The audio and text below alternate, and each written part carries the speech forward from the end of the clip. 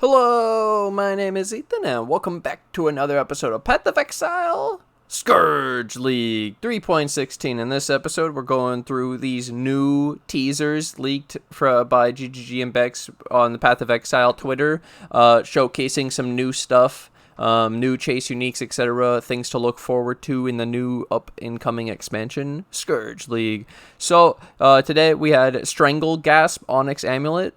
This is a unique Ami that drops only from Blight Ravage Blight maps, not the normal Blight. And so a new Blight unique Pog can have 3 additional enchantment modifiers. Wait, this can have 4 anoints? Wait, that's disgusting. Oh my god, can you corrupt it? Well, let's dig into something else in Blight from the past. Let's go into the past to learn what is possible for this future Ami. Cowl of Seranophile. This is the helmet from Blight. There's 3 of them. There's also, lightning, cold, and fire. And so you can anoint this twice. Blight items can be anointed by Cassia. All of them, the Blight boot, the Blight glove, the Blight helmet, the Blight body armor, they can be anointed so instead of enchanting. But you can also do lab enchants. So this one can have a second enchantment modifier. Anoints count as enchantments. So it's either 2 anoints, 2 lab enchants, or 1 of each. And then the idea is if you have 2 enchants and you corrupt this, turning it into a rare item, it loses all of these modifiers. Losing the can have a second enchantment modifier. What happens to the second enchantment modifier on the item when it's bricked? If you corrupt the Cowl of Seranophile Solaris Circlet, you can do this. So you can get 2 anoints on a helmet with rare mods as well. So like life, reses, maybe even an influence. You could even go for an influence if you double corrupt it. And then this same person, Pumpchi, they actually they did another one.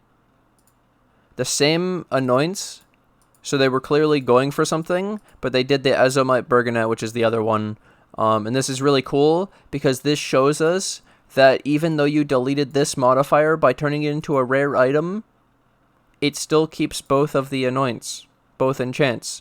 So then you come back to this and you say, oh my god, this can have 4 anoints.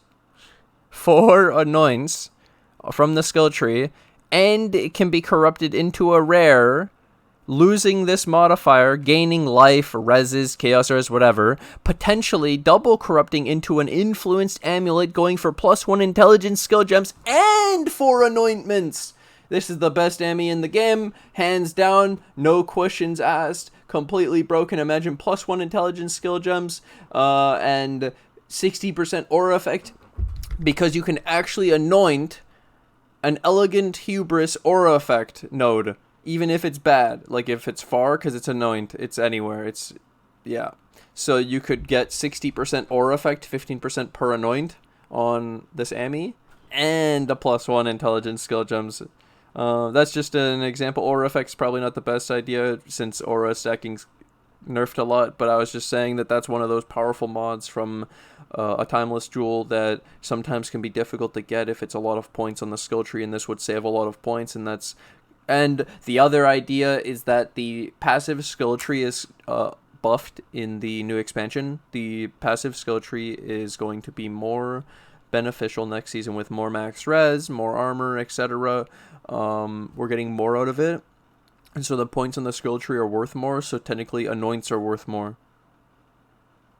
That's so cool, because imagine just picking a ton of max res on this amulet, and yeah, corrupting, and then it bricks, and oh my god, this is sick.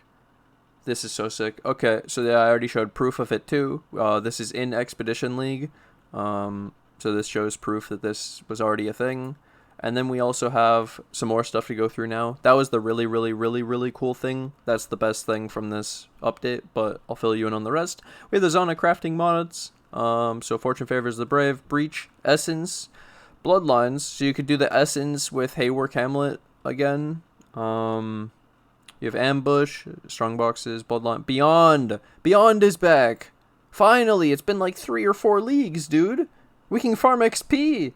Legion. That's sick. With the new Uber Legion, we'll be able to farm Legion in the Legion area. And then we have Blight. Blight on the map device! Let's go! We can farm our Blight and our Uber Blight, and Blight Scarabs were so expensive. Oh my god, Blight Scarabs were so expensive, dude. So now having Blight on the map device, no matter what, a Scarab's gonna be like max 8C or so because of the... Oh, it's so much better.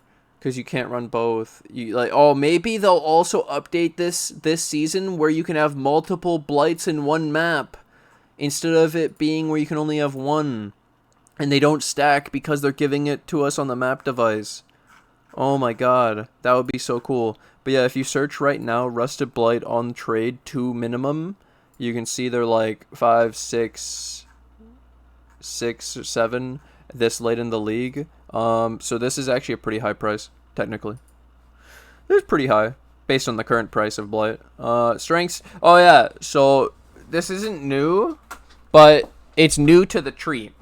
So they have added Iron Will Keystone. You were able to get this in the past on a glove, but I can imagine how a build wouldn't want to run the glove and would rather be able to just pick this on their skill tree and have more freedom in their build and not be forced into some negative downsides for no reason, when the downside should be the strength applying to spell instead of attacks.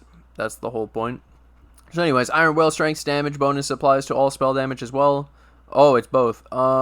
This is not even a downside. So this obviously strength stacking, and you use a spell instead of melee attack. So instead of using Cyclone for our strength stacking parent build, technically now we could actually look at spells, and this completely changes everything, because then there's a bunch of strength stacking scaling with spells and area of effect, and this technically is really cool, and adds value to the strength stacker Baron build, because yeah, you could go spells, which wasn't an option that easily before. Like, it was an option, but this is just way cheaper. It depends on where this is on the skill tree too, but I like having this as an option, at least, instead of having to go forcefully an item.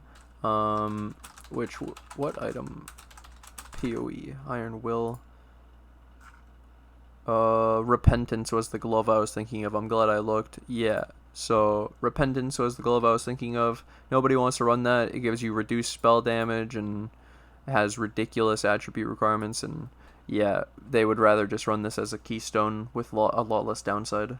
Nice. This is really cool. I'm glad they did this, and it makes me have to go look back at at strength stacking probably, and all spells, and figuring out if there's something I want to do there that could be an automated spell, so we have our own damage but we don't actually cast anything. That sounds pretty cool. Fishing rod incubated, so they memed us. This is a meme, the biggest meme I've ever seen, guys. The largest hooks offer the greatest catch, but often the catch is the hook. So the point of this one is it's incubated on a fishing rod. So to actually get the incubator hatched, to get the reward, you have to use the fishing rod in your build instead of a weapon. Nah, these incubators have to be fucking broken for people to do this. Oh my god, you can't even offhand, like, I don't know, it's crazy. Oh yeah, so Sacred Orbs were added. They basically announced this random value that gets added to every base, 0 to 10 or 0 to 20 for energy shield bases, and they said that it was a non-modifiable value, and it was supposed to be that then we care more about the bases, and we can get like technically 10% increased base value out of the base,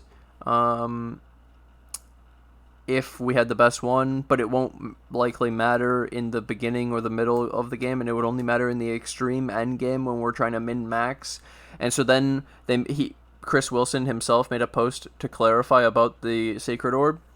They don't normally tell us drop rates, but he said this was triple the drop rate of an Exalted Orb, and this is supposed to be extremely rare, and this isn't like an armor scrap, and it isn't just another currency to piss us off. It's actually just that end game, like, allowing you to have the customizability on your extremely expensive items that you definitely would want to be able to change. And yeah, this is cool. But yeah, if you're thinking about it, if you're trying to get the perfect 10, and each of these is 3x, it takes you 10 tries on average to get the 10, and then that's 30x just to get 10% increased effect of the base, which won't be 10% more of the total amount that you get at the end. So let's say you had a 500 ES Val Regalia, you're not getting 50 more ES, right? So the point is, most people won't be worrying about this, and this is even later than a Maven Orb. Like, it's irrelevant to most people, and no one should care. And next, Eternal Lab changes! Basically, to sum this one up, they made it so you don't need to do any of the trials of Ascendancy in maps, and all you need is not mandatory, and all you need is one single offering to the goddess to do the Uber Lab, and that's it. And then you can try it. But if you fail, obviously you'll need more offering to the goddesses. But this is a great change because it shouldn't have been RNG. Like, they point out, it could take 150 maps to find them all. What? What? It shouldn't be RNG to fucking progress this like that when it's such a big aspect of your character, so much power. Yeah, that's great change, great change. So overall, most exciting thing, obviously, is this amulet. It comes from an absolutely insane endgame thing that could be extremely rare. Like, people were pointing out, if this is as rare as Tainted Oil, we get 1 in every 50 maps. I'm saying that's 1 in every day. You get 1 Uber map a day if you're just running Blight all day long, 50 Blight maps. Literally 10 hours. 1 Uber Blight if it's the same drop rate as Tainted Oil. And then what is the drop rate of this? And then to be able to do the cool thing to it where you brick it with the enchants. And then I also point out, if you brick this with enchants, you can't change the annoyance after you've bricked it. So you have to enchant it with the things you want after it's bricked, because it loses the mod that allows you to modify the annoyance and the enchantments, having the extra enchantment. So even with Tainted Oil, you won't be able to change it. You won't be able to add an extra 3 enchantment modifiers, you see, because it's gone. Yeah. So overall, this is super sick. I look forward to this a lot, and there will have to be some theory crafting with Iron Will, because this opens up the possibility without having to run, like I said, Repentance, which is a huge boost, or Dune Ciobiari. Yeah. Either way.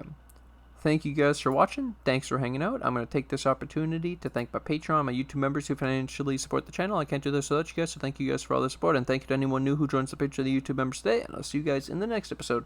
Bye! We have the announcement in 1 day, 8 hours, guys, so stay tuned. Looking forward to that. We'll be streaming the stream with them. It's in 1 day, 7 hours, 50 minutes. I'll see you guys on my stream then.